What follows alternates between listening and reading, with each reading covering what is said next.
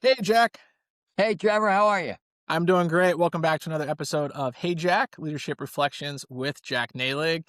Jack, I'm a very curious mind here. I've been seeing you pop up in my LinkedIn newsfeed. I see you commenting on some posts, and there was a comment where you said that you would fire somebody. And it was more so in relation to a post by a lady named Cheryl Clark. It was a great post on turning strategy into action.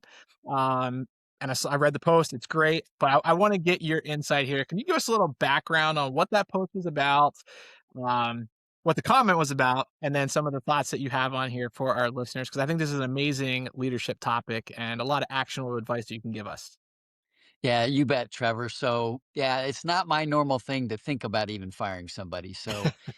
But, and maybe I'll admit it, maybe I was looking for a little bit of a clickbait on that, on my comment, You did the right? job. And I'm sure I did the job. But the context was, and Cheryl Clark is someone who's popped up in my feed lately. I don't know Cheryl at all.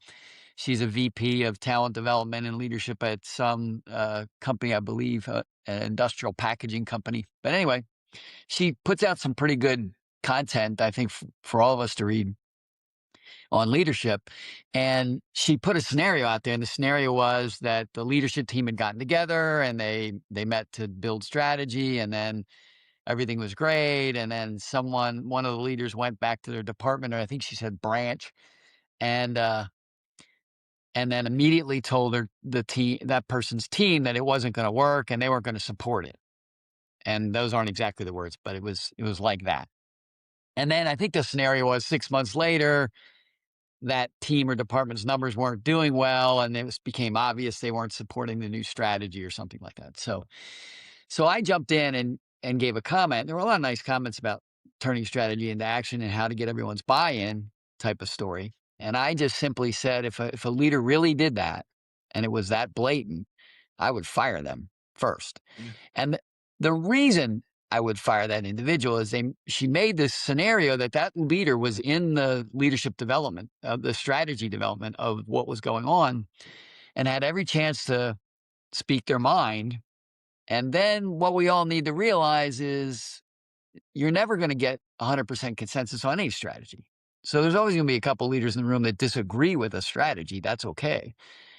But what's not okay is when the leadership team agrees on a strategy, you can't have people opt out. It's not their right or opportunity to opt out of supporting a strategy. So that was the nature of what I said. But then I said, this turning strategy into action is a very tough dilemma that leadership has to handle. And there are some basic ways of doing that, right? So the first basic thing, and they seem to be doing that right in her scenario, was when you build strategy, don't make it just a leadership team, like the top executive leaders build a strategy, or the strategy just is a knee-jerk thing. You want to build strategy in typically leadership workshops, and as big of a group of people as you can afford, if you will. So in a medium-sized organization where you have layers of VPs, directors, and managers, that kind of middle management group, typically you want to hold strategy workshops at least to the director level. So you got the executive staff, the VPs, if there are more than just the staff, and then directors, and then sometimes even some senior managers, and you get them together, 30, 40 people for a half a day or a day, and you tackle a topic. So you get enough people to build a good strategy, first of all. Second of all, anybody at the center gets their opportunity to talk and battle it out in a safe forum, if you will. And in the end, you get a lot of diverse eyes on the problem too. And usually diverse eyes on a problem gives you the best solution to the problem. So that's step one in turning strategy into action, is make sure you have the right strategic workshop first that builds strategy that can turn into good action, right? Yeah, so it sounds like we're And setting that first and foremost before we even get into this second, you before know, you even get into area. how do we make it all happen, let's make sure we have one that the most people can support, right? Support. That Gotcha. everybody, not everybody, but a good good crew can say this is really the right way. And those that seem to still disagree at least have heard, well, they're the good side of the argument, right? They Yeah. know the good and the bad side of the argument. And the second thing then you do after that is then you require, and I would use the word require, that every department, wherever they are, has their own little mini strategy workshop. And that workshop's about how are they going to support the new strategy? What are they going to do? And how are they going to do it? And these can be little 1 hour ones if you're a tiny, small little department that only really has one small aspect to the strategy, or it could be a whole half dayer with a big group of leaders on how they're going to support. Let's say it was all the sales leaders in a company, and we wanted the entire sales force across the country, maybe 150 people, all supporting the strategy. Well, maybe you need 10 sales managers together working on a deployment plan on what they're deciding what they're going to do about that strategy and how they're going to make it happen. So those are typically known as cascading. Now you're cascading strategy into action. You require everybody to hold these meetings and they put it down on paper what they're going to do. And then once you've done that, then everybody's had their chance, right? To make their argument for one way or another on what they're going to do about it. And lastly, you need to do quarterly op reviews, right? You must have a way to pulse the performance. Yeah. And those op reviews, and I'm not talking about normal financial op reviews, but what I'm talking about is op reviews targeted at reviewing the strategy execution that's supposed to be going on. And it doesn't have to last forever, maybe 2 or 3 quarters, until you feel like you've got it all ingrained in everybody's operating system, the new strategy. But for at least the first few quarters, you must have op reviews by some levels of higher leadership that sit in and listen to the performance and the strategy issues that come about. So, so that's it. It's sort of it's 3 simple steps, making sure that leadership workshop is well designed and has a big net of people involved. Number 2 is doing cascading implementation workshops, and that usually led by HR to make sure that all happens. And number 3 is quarterly op reviews. Now, there's a fourth thing. It's a tool in all of that, and that we've talked about this before, having good project management discipline and creating a master project with sub projects with leaders and sub teams all involved in ensuring things happen.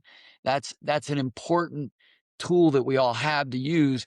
But I would definitely challenge everybody to look at strategies and strategic workshops they've done and whether or not they've put together project management discipline afterward. I think most people would say 8 out of 10 times they don't do it and they just hope people will do something about it, right? Yeah. And I So think go ahead. I was just saying, I think that first point is so important that you mentioned with the leaders needing to get together, collaborate, get all on board, even if a leader disagrees. There's that collaboration, there's that communication, Yeah. those things that we've talked about. Because I just naturally think of how unfair that is to the team of the leader who's rejecting this strategy, right? Right. Because that team below them or that's working with that leader, they may not be getting, the training that they need. They may not be getting the information that they need, Yeah. and this reflects poorly upon them as individuals, even if it's not intended to. But if the boat's moving in one direction and, a team is sitting there idle, uh, you know, it's just not a good look, and it sets Yeah. everybody back. And so I think that first point is so important there with, Yeah. the communication. We gotta get everybody involved. That way we're all going in the same direction at least. Yeah, and I think I would loop all the way back to the beginning and provide an alternative scenario to end this discussion. So her scenario was this leader didn't like what was going on, wouldn't support it, told their team it wasn't a good idea, and just sat on their hands, right? Yeah. How about another scenario? The exact same strategy workshop she described, the exact same individuals, and the exact same one leader who is leaving, not wanting to support it. How about that leader goes to lunch or after work and has a beer with a couple of his lieutenants or her lieutenants and says, I'm really not behind this strategy, and here are the 3 or 4 reasons why. But I sat through it. I've heard all the positive ideas that have come from that. And what we're going to do is we'll all focus on some of the positive things we can focus on, and we'll just minimize the concerns I have, but not do nothing. Yeah. That conversation, then, instead of that leader getting fired for insubordination, they get a big pat on the back for me to acknowledging the problems with a strategy, but focusing on the things they can take care of, they can do, even in the face of those other problems. That's the way the story needs to end. Yeah, and I love that approach. So just to recap here for the listeners, can you walk us through what those 4 steps again? Yeah. So, 4 Rapid fire. steps. First of all, leadership workshop that's broad as it can be to involve as many people as possible. Second, having cascading implementation workshops from the strategy, really critical. Third is having quarterly op reviews, at least for 2 or 3 quarters, to make sure the thing's moving in the right direction. And number four, utilizing a master project and a project management discipline to ensure there's really good tools and people bought into the whole problem that's being tackled. Perfect. I love it. We'll end there today, Jack, as I think that's a very action-packed, very insightful topic and discussion. So appreciate that, and I'm going to be on the lookout for more of your comments on these LinkedIn posts because who knew it could stem these great conversations today? So, Yeah, well, so we'll just keep commenting when it makes sense. yeah, perfect. So thank you everybody for listening, and we'll see you on the next episode. Take care, everybody. Go lead.